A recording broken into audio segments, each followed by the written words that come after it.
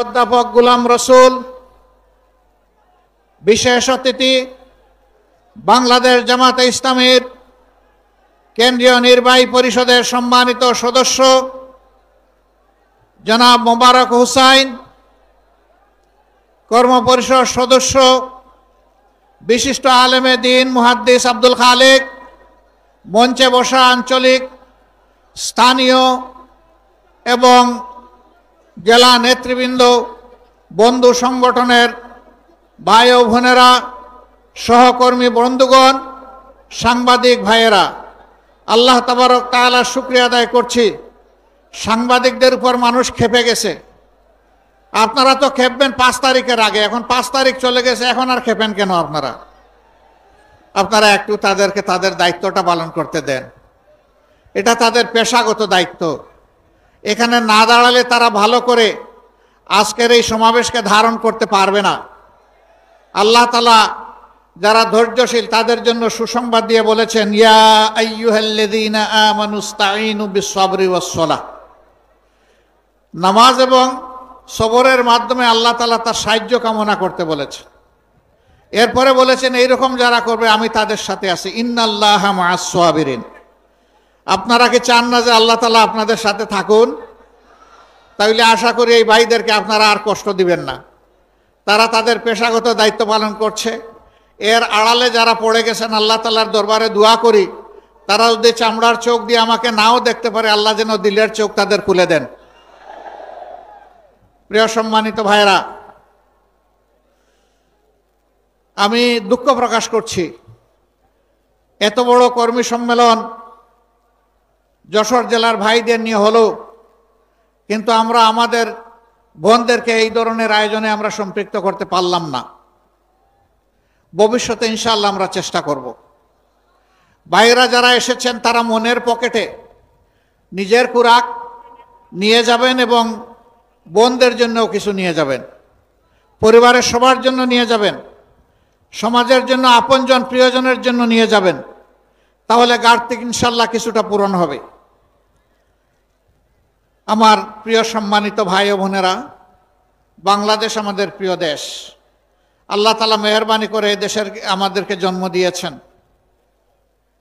সুজলা সুফলা আমাদের প্রিয় দেশ। মাটির উপর সবুজ, মাটির নিচে খনিজ পদার্থ, জল ভরা, পানি ভরা। আল্লাহ তাআলা অনেক নিয়ামত আমাদেরকে দিয়েছেন। এদেশের বাতাসেও নিয়ামত, কিন্তু আমাদের কিসমতের একটা জায়গায় ঘাটতি রয়ে গিয়েছে। এটি আমাদের কারণে। এটি হচ্ছে আমরা সৎ নেতৃত্বের, আমানতদার নেতৃত্বের নিয়ামত থেকে এই জাতি এখনো বঞ্চিত থেকে গেল।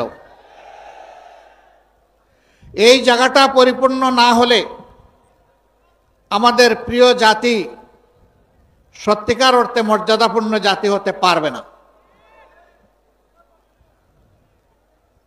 24 সালের 5ই আগস্টের আগ পর্যন্ত বাংলাদেশে ছিল দুঃশাসন এবং দুর্নীতিতে পরিপূর্ণ। এই দলটি অতীতে যখনই ক্ষমতায় এসেছে এদেশের মানুষের উপর প্রতিশোধ নিয়েছে। তারা দুঃশাসন এবং দুর্নীতিতে দেশকে ডুবিয়ে দিয়েছে। এবারও তার ব্যতিক্রম হয়নি, বরঞ্চ গায়ের জোরে একটানা 15.5 বছর গদি ছিনতাই করে দেশ শোষণ করার কারণে এবারকার যন্ত্রণাটা, এবারকার জুলুমটা ছিল যে কোনো সময়ের চাইতে অনেক বেশি। আল্লাহ তাআলার দরবারে দোয়া করি, আল্লাহ তো চাইলে যে কাউকেই হেদায়েত দিতে পারেন। আমরা তাদের জন্য আল্লাহর দরবারে হেদায়েতের দোয়া করি। নিজেদের জন্য আমরা আল্লাহর দরবারে কামিল হেদায়েত ভিক্ষা চাই। আল্লাহ যেন আমাদেরকেও কামিল হেদায়েত নসিব করেন। বাংলাদেশের সমস্ত মানুষকে যেন হেদায়েতের জন্য আল্লাহ কবুল করেন। প্রিয় ভাইরা, তারা কি করেছে নিশ্চয়ই আমি আসার আগে সহকর্মীদের মুখ থেকে আপনারা সব শুনেছেন। আমি ওই কথাগুলো বলে আমার সময় আর নষ্ট করতে চাই না। শুধু আল্লাহর শুকরিয়া এতটুকু আদায় করতে চাই যে কল্পনাও করে নাই বাংলাদেশের মানুষ, বিশ্বের মানুষ, যে এই ধরনের একটি ফ্যাসিবাদী রেজিম, একটি শাসন এই বছরের আগস্টের 5 তারিখ শেষ হয়ে যাবে, এটা কেউ আমরা কল্পনা করি নাই। আসমান জমিনের মালিক বাংলাদেশের জনগণকে, মজলুম জনগণকে এটা উপহার দিয়েছে। আলহামদুলিল্লাহ রাব্বিল আলামিন। এর সমস্ত কৃতিত্ব আল্লাহ তাআলার। জমিনের কৃতিত্ব 18 কোটি মানুষের, মজলুম মানুষের। নেতৃত্বের কৃতিত্ব আমাদের গর্বের সন্তানদের, যারা রাস্তায় নেমেছিল তাদের একটি দাবি আদায়ের জন্য, কোটা সংস্কারের দাবিতে। এই দাবিকে সরকার পুরানা কায়দায় গায়ের জোরে হেলমেট এবং হাতুড়ি বাহিনী পাঠিয়ে গুলি আর বন্দুক দিয়ে দমন করতে চাইল। রংপুরে আমাদের একটি সন্তান, সে বুক খুলে ডানা মেলে দাঁড়িয়ে বলেছিল, বুকের ভিতরে তুমুল ঝড়, বুক পেতেছি গুলি কর। তার আত্মবিশ্বাস ছিল, সে সঙ্গত, ন্যায়সঙ্গত দাবিতে ছাত্র সমাজের সাথে রাস্তায় নেমেছে, যুব সমাজের সাথে রাস্তায় নেমেছে। তার দেশের পুলিশ তার বুকে গুলি করবে না, কিন্তু দুর্ভাগ্য, স্বৈর শাসকের নির্দেশে পুলিশ পরপর 3টি গুলি করে তাকে শেষ করে দিল। আল্লাহ তাআলার দরবারে দোয়া করি, আল্লাহ তাকে এবং তাদের এই দাবি আদায়ে জনগণকে মুক্তি দেওয়ার জন্য এই সংগ্রামে যারাই জীবন দিয়েছে, আল্লাহ তাদেরকে শহীদ হিসাবে কবুল করুন। তাদের পরিবারকে আল্লাহ তাআলা উত্তম ধৈর্য ধারণের তৌফিক দান করুন। যারা আহত হয়েছে, পঙ্গু হয়েছে, আল্লাহ তাআলা তাদের প্রশান্তির হাত বুলিয়ে দিন এবং সেই সাথে তাদেরকে সুস্থতার পূর্ণ নিয়ামত আল্লাহ তাআলা দান করুন। পরিশেষে যারা রাস্তায় নেমেছিলেন বুক পেতে, তাদের বীরত্বগাথার জন্য তাদের প্রতি গভীর কৃতজ্ঞতা জানাচ্ছি, অভিনন্দন জানাচ্ছি। প্রিয় ভাইয়েরা, নেতৃত্বের এই গৌরব আমাদের সন্তানদের শুধু নয়, আমাদেরও, কারণ তারা তো আমাদেরই সন্তান। বাবার জন্য সন্তান যখন কোনো কৃতিত্ব গৌরব বয়ে আনে, কার্যত এর সিংহভাগের অংশীদার হয় সেই বাবা মা। অতএব আমরা তাদের অভিভাবক হিসাবে আমরা খুবই গর্বিত। আল্লাহ তাআলার দরবারে দোয়া করি, আল্লাহ তাআলা যুগে যুগে প্রতিদিন যেন এই জাতির মধ্যে এই ধরনের বীর সন্তান পয়দা করেন, যারা জাতির পাহারাদার হিসেবে কাজ করবে। আমার সম্মানিত ভাইয়েরা, আমি যে মাঠটিতে আজকে দাঁড়িয়ে কথা বলছি, এই মাঠটি যশোর শহরের একটা পুরাতন মাঠ। যশোর জেলাটি ব্রিটিশ আমল থেকে একটা পুরাতন জেলা। এইটাকে কেন্দ্র করে পুরা দক্ষিণবঙ্গের এই অংশটা ছিল প্রশাসনিক এই জেলার আওতায়। কিন্তু আমি এর আগেও এই যশোর জেলায় এসেছি। এখানে যখন এই শহরে ঢুকে আমার যেন মনে হয় নূহ আলাইহিস সালামের বন্যার পানি এখানেও এসে লেগেছিল কিনা, কারণ এখানে কোনো উন্নয়ন ছোঁয়া নেই। একটা পুরাতন জেলা, তার তো চেহারা এতদিনে পাল্টে যাওয়ার কথা, কিন্তু জেলাটা অবহেলিত হয়ে আছে কেন? এটা কি বাংলাদেশের অংশ নয়? যশোর জেলার কি বাংলাদেশের উন্নয়নে কোনো অবদান নেই? যদি তাই হয়ে থাকে, তাহলে তারা কেন তাদের ন্যায্য অধিকারটা পাচ্ছেন না? এটা শুধু যশোরেরই বঞ্চনা নয়, তবে যশোর অন্যতম বঞ্চিত জেলা। এই ব্যাপারে আমার নির্দ্বিধায় বলতে কোনো সংকোচ নেই। হ্যাঁ, এখানে মেডিকেল কলেজ হয়েছে, একটা বিজ্ঞান প্রযুক্তি বিশ্ববিদ্যালয় হয়েছে, এখানে আরো অনেক কিছু হওয়া প্রয়োজন।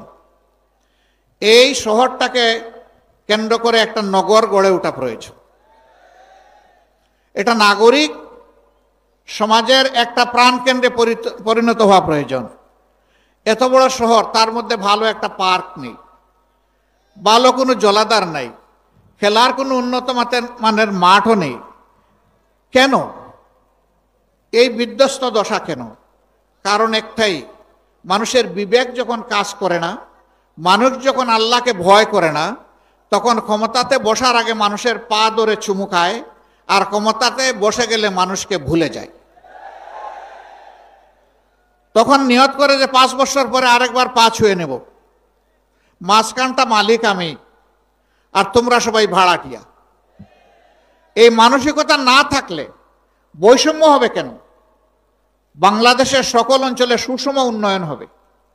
তবে হ্যাঁ, উন্নয়নের জন্য একটা উন্নত মন লাগে, একটা পরিচ্ছন্ন মানসিকতা লাগে। সারা দেশকে চোখে এবং অন্তরে ধারণ করতে হয়। নিজের জন্মস্থানকে আলাদাভাবে দেখতে হয় না। জন্মস্থানের অধিকার জন্মস্থান পাবে, আমার যে জেলায় বাড়ি হোক, কিন্তু যদি আল্লাহ তাআলা এই দেশ পরিচালনার দায়িত্ব কাউকে দেয়, তাহলে সারা দেশই তার দায়িত্বের আওতাভুক্ত। আল্লাহ তাআলা সারা দেশের প্রতি ইঞ্চি মাটির ব্যাপারে তার কাছে জবাব চাইবেন, তুমি এই মাটির ব্যাপারে যত্নশীল ছিলে কিনা। প্রত্যেকটি মানুষ তো নয়, প্রত্যেকটি প্রাণীর ব্যাপারে তাকে জবাব দিতে হবে। মানুষের ব্যাপারে অবশ্যই দিতে হবে। যার অন্তরে আল্লাহর ভয় আছে, যে বিশ্বাস করে এই জীবনের ইনিংস আমার শেষ ইনিংস নয়, আমার আসল ইনিংস হবে আদালতে আখেরাতে, যেই দিনকে আল্লাহ তাআলা ইয়ামুত তাগাবুন বলেছেন। এটা হার জিতের দিন। যে হেরে গেল তার ঠিকানা আগুন, যে বেঁচে গেল তার ঠিকানা জান্নাত। এই কথা যারা বিশ্বাস করে যে আমাকে at the day of final judgement আল্লাহর মুখোমুখি আমাকে হতে হবে, তার পক্ষে দেশে বৈষম্য করা সম্ভব নয়। তাকে যদি কেউ জিজ্ঞেস করে তোমার বাড়ি কোথায়, তার জবাব হওয়া উচিত সারা বাংলাদেশ আমার বাড়ি। কিন্তু আফসোস আমরা সেটা দেখছি না। একই অবস্থা কোর্ট কাছারি, অফিস আদালত, ব্যাংক, বিমা সেক্টর, কর্পোরেশন, মিল, ফ্যাক্টরি, ইন্ডাস্ট্রি, খেতে খামারে, সব জায়গায় একই অবস্থা। যেখানেই যার শক্তি আছে সে দুর্বলের উপর তাণ্ডব চালায়, দুর্বলের পকেট কাটে। যে যত বেশি ধনী এবং জ্ঞানী আমাদের সমাজে এইরকম কিছু মানুষ আসে, সে তত বেশি চুর এবং ডাকাত। আমরা যাদেরকে চুর বলে চিনি, এরা কয় টাকা চুরি করে, কতটুকু মাল আমার ঘর থেকে বহন করে নিয়ে যেতে পারবে চুরি করে। ডাকাত বলে যাদেরকে জানি, ওদের ক্যাপাসিটি কতটুকু ডাকাতি করার। কিন্তু রাষ্ট্রের মূল্যবান কলম যাদের হাতে, এক কলমের কুচায় সমস্ত সম্পদ ডাকাতি করা সম্ভব। যুগে যুগে তাই হয়েছে, গেল 15 বছর সবচেয়ে বেশি হয়েছে। সরকার বলেছিল উন্নয়নের রাজপথে বাংলাদেশকে উঠিয়ে দিয়েছে, আমরা এখন মহাসড়কে আছি, আর বাংলাদেশ উন্নয়নের রোল মডেল। এখন চতুর্দিকে হাহাকার। বিভিন্ন মিল, ফ্যাক্টরি, ইন্ডাস্ট্রিতে মালিকরা তাদের কর্মচারীদের বেতন দিতে পারে না ঠিক মতো, তাদের ইন্ডাস্ট্রি চালাইতে পারে না। সরকারি ইন্ডাস্ট্রিগুলো তো প্রায় সবগুলা লে অফ, বন্ধ হয়ে পড়ে আছে মুখ থুবড়ে। এখন মাঝারি ব্যবসায়ী যারা আছেন, সৎ ব্যবসায়ী, ব্যবসা তাদের লাটে ওঠার উপক্রম। ব্যাংকগুলা তাদেরকে পুঁজি দিতে পারছে না। কিভাবে দিবে? সমস্ত ব্যাংক ফুকলা করে, পেট খালি করে, ওরা যে চুরি করে দেশের বাইরে সমস্ত সম্পদ পাচার করে দিয়েছে। টাকা আসবে কোত্থেকে? এখন যে অর্থনীতির চাকা ঘোরানোর জন্য ব্যাংকগুলা যে টাকা দিবে, সেই টাকাই তো ব্যাংকের কাছে নাই। কিছুদিন এমনও গিয়েছে ব্যাংকে গিয়ে মানুষ টাকা উঠাইতে পারে নাই, কারণ টাকা নাই, দিবে কোত্থেকে? আলহামদুলিল্লাহ, ইতিমধ্যে বর্তমান অন্তর্বর্তীকালীন সরকার দেশের যে বৈদেশিক মুদ্রার যে রিজার্ভ, সেইটাকে যেমন বাড়িয়েছে, ব্যাংক সেক্টরকে আস্তে আস্তে সচল করতে যাচ্ছে। কিন্তু জাতির প্রত্যাশা অনেক বেশি। আমরা চাই আরো স্পিডি হোক, আরো গতিশীল হোক অর্থনীতির চাকা। সরকার এই ক্ষেত্রে আরো বেশি দায়িত্বশীল ভূমিকা পালন করুক। বাজারে এখন আগুন, মানুষের পেট ভরতে হয় এখন আগুন দিয়ে। দ্রব্যমূল্যের অগ্নিমূল্য, আগের সিন্ডিকেটগুলো এখনো সরকার ভাঙতে পারে নাই, তবে ক্ষেত্রবিশেষে সিন্ডিকেট না ভাঙলেও সিন্ডিকেটের হাত বদল হয়েছে। একজন চাঁদাবাজি করে পেট ভরে পালিয়ে গেছে, আর কেউ এসে আবার চাঁদাবাজিতে লেগে যাক, সেটা কিন্তু আমরা চাই না। কিন্তু দেশ কি চাঁদাবাজ মুক্ত হয়েছে? দখলদার মুক্ত হয়েছে? হয় নাই। জুলুম মুক্ত হয়েছে? হয় নাই। হ্যাঁ, এই আন্দোলনে আমরা অনেকেই ক্ষতির সম্মুখীন হয়েছি, ত্যাগ স্বীকার করেছি, সকল দল, শুধু জামাত ইসলামী না। হয়তোবা জামাত কিছু কিছু ব্যাপারে অনন্য, যেমন 1 থেকে 11 জন শীর্ষ নেতার কারো হত্যা করা হয়নি। যেমন অন্য কোনো দল নাই যে গত 15 বৎসর ধরে সমস্ত অফিসগুলা তালাবদ্ধ করে রেখে দেওয়া হয়েছিল। যেমন অন্য কোনো দল নাই যাদের নিবন্ধন কেড়ে নেওয়া হয়েছিল।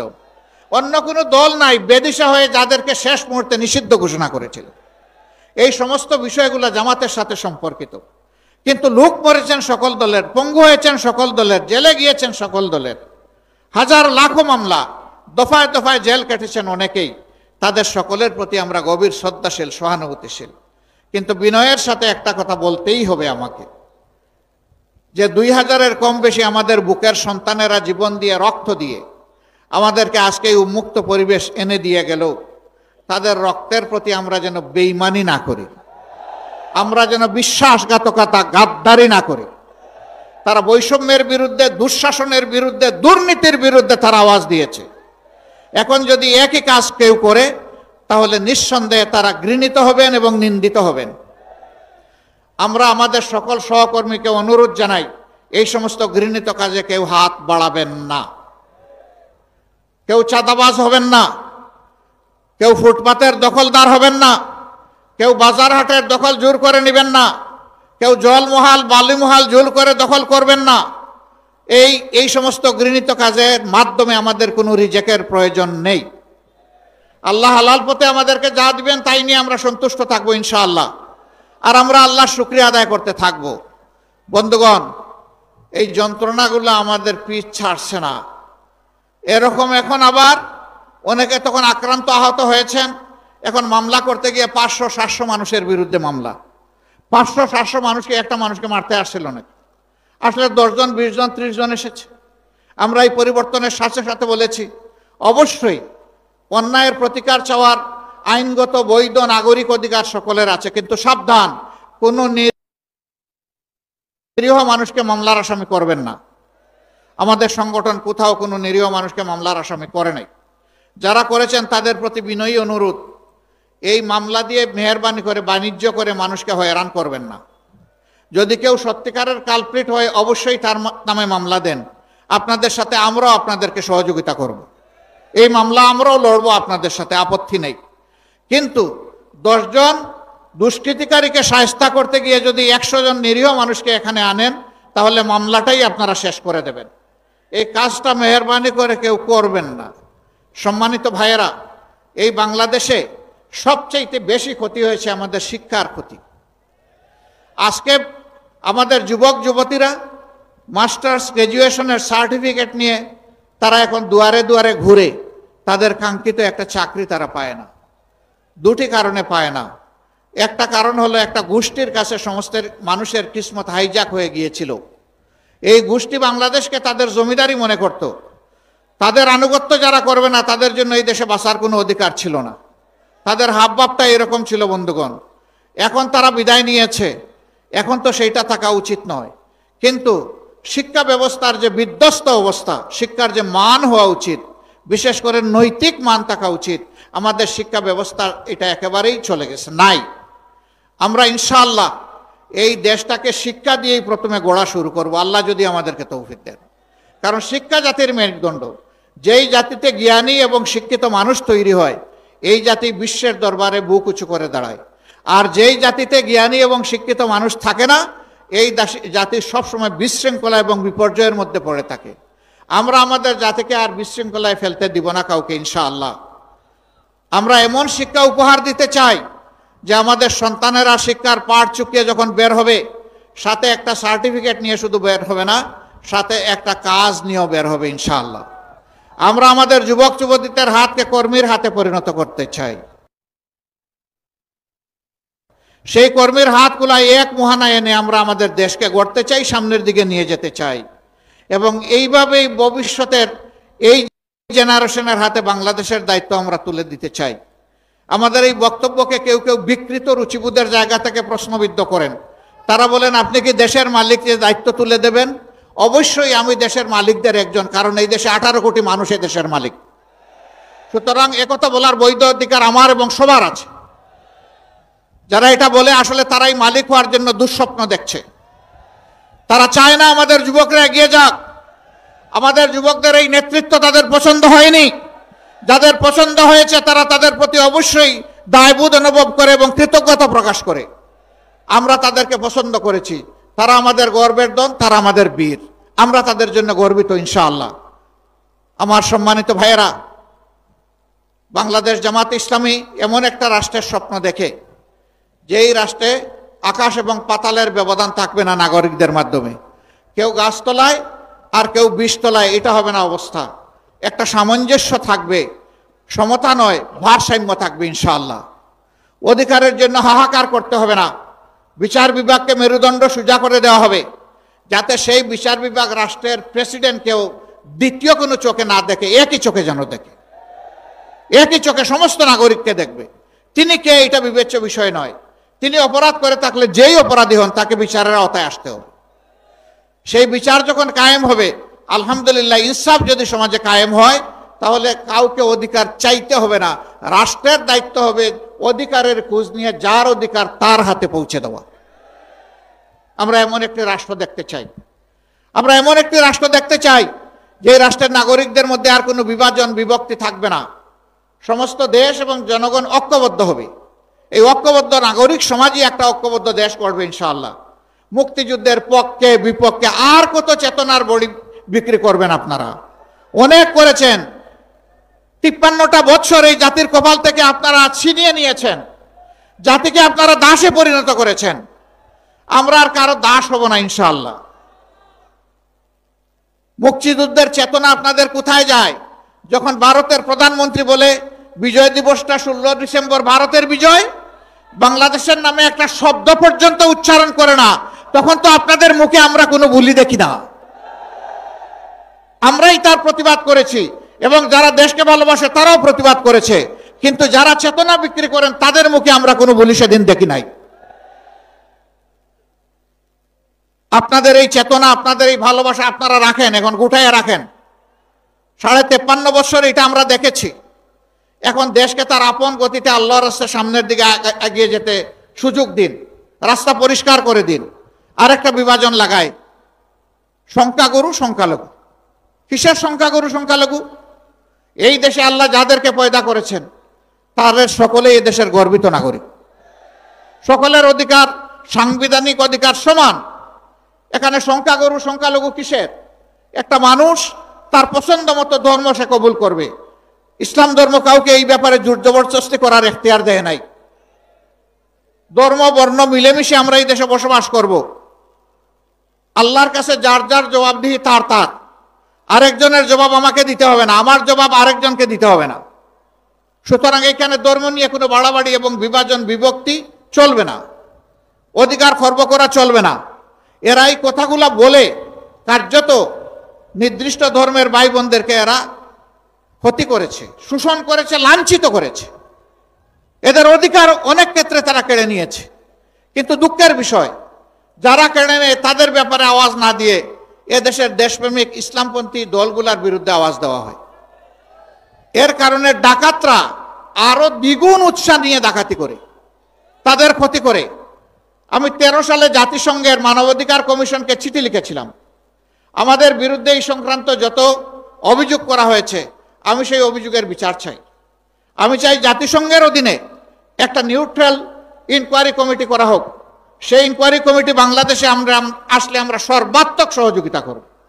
ওই ইনকোয়ারি কমিটির ইনকোয়ারিতে আমিও যদি দোষী সাব্যস্ত হই, আমি আমার বিচার চাই। আমরা দেখতে চাই কারা বিভিন্ন ধর্মের মানুষের জায়গা জমি দূর করে দখল করে তাদের ইজ্জতের উপর হাত দিয়ে তাদের সম্পদ লুণ্ঠন করে তাদের ক্ষতি করেছে। আমরা শতপত্র চাই। তখন হয় নাই, এখনো দাবি করি হোক। এটা না হওয়ার চাইতে যে কোনো সময় হোক। আমরা পরিষ্কার বলতে চাই, আমাদের হিন্দু বৌদ্ধ খ্রিস্টান ভাইয়েরা যারা আছেন, আমরা যেমন এই দেশের নাগরিক, আপনারাও সেই দেশের নাগরিক। আর যদি কেউ আপনাদেরকে মাইনরিটি বলে, তাহলে আপনারা মুখের উপর চিৎকার দিয়ে বলবেন আমরা মাইনরিটি নই, মেজরিটি নই, সমান অধিকারের ভিত্তিতে এই দেশের নাগরিক। আমিও আমার নাগরিক অধিকার চাই। আমাদের ব্যাপারে আর একটা জুজুর ভয়, অনেকে বলেন যে জামাতে ইসলামী ক্ষমতায় গেলে মহিলাদেরকে গড়ে বন্দি করে রাখবে। বাপ এমন যে আমরা 56,000 বর্গমাইলের এই বাংলাদেশে 60,000-এর ঊর্ধ্বে গ্রাম আর 18 কোটি মানুষের ধরে নিলাম কমপক্ষে 6 কোটি ঘর আছে বা 3 কোটি ঘর আছে, হোয়াট এভার মেবি। বাপটা এমন যে আমরা 3 কোটি তালা কিনে রেখেছি আর ক্ষমতায় গেলেই সব ঘরে একটা করে তালা লাগিয়ে দেব।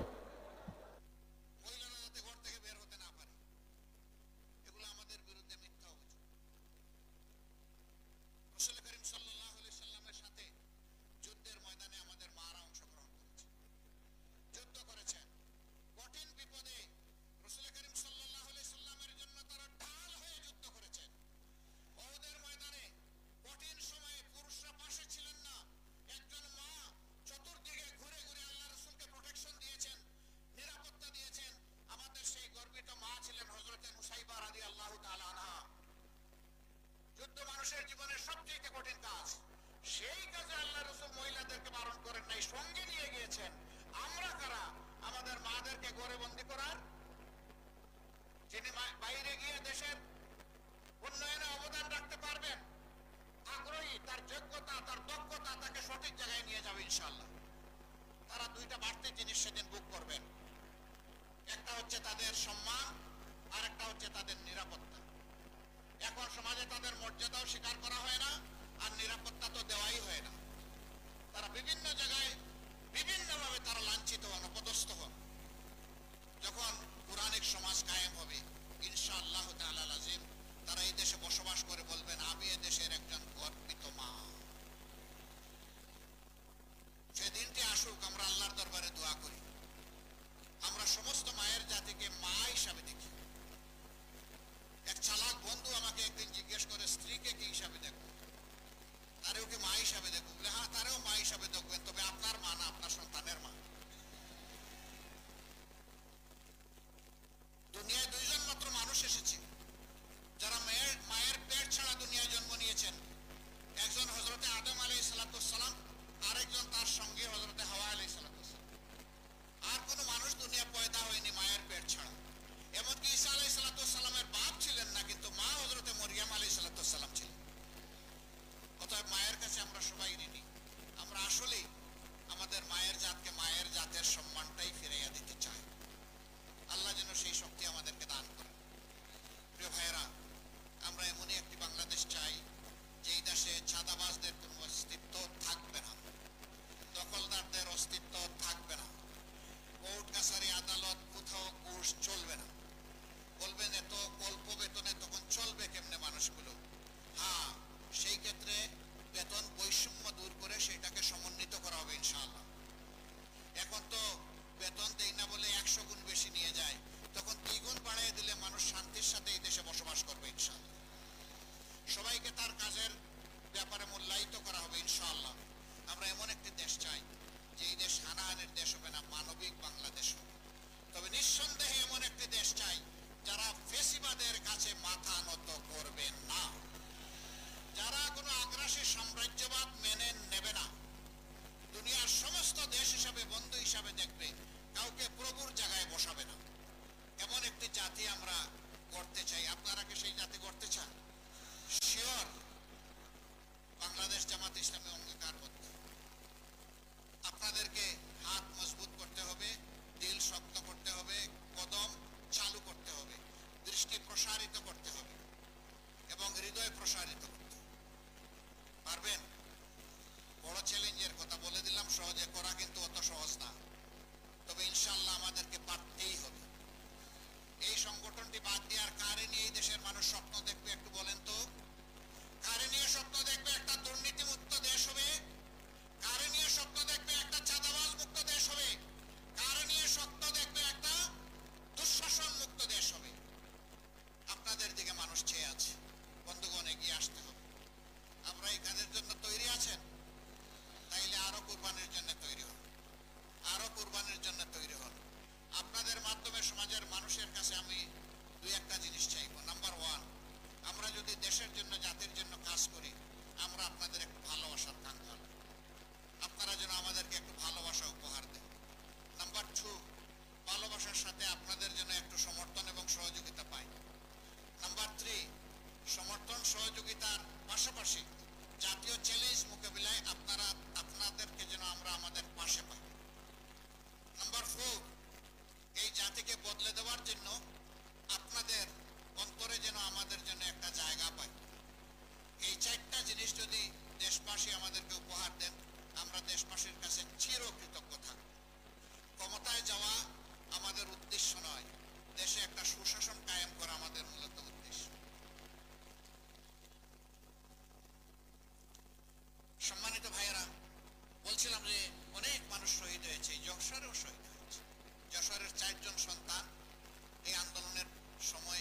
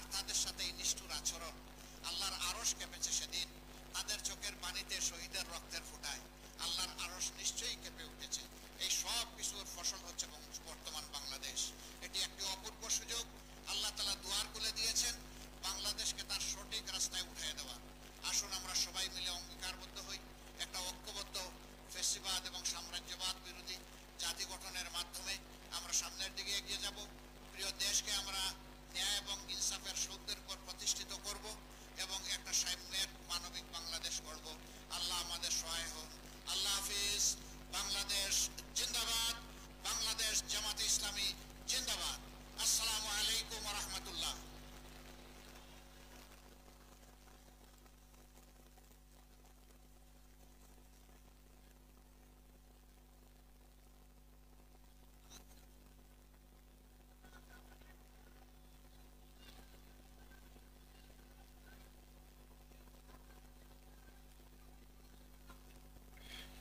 সম্মানিত যশোরবাসী, যশোর জেলার পক্ষ থেকে মোহতারাম আমিরে জামাতকে আমরা আন্তরিক মোবারকবাদ জানাচ্ছি যে অনেক ব্যস্ততার মধ্য দিয়েও মোহতারাম আমিরে জামাত যশোরবাসীর জন্য সময় দিয়েছেন, গুরুত্বপূর্ণ বক্তব্য রেখেছেন। আমি যশোরবাসীর পক্ষ হতে মোহতারাম আমিরে জামাতকে আন্তরিক ধন্যবাদ এবং অভিনন্দন জানাচ্ছি। সংগ্রামী ভাইরা, আজকের এই ঐতিহাসিক কর্মী সম্মেলন আমিরে জামাতের বক্তব্যের মাধ্যমে সমাপ্তি ঘোষণা করা হলো। সবাইকে ধন্যবাদ। আসসালামু আলাইকুম।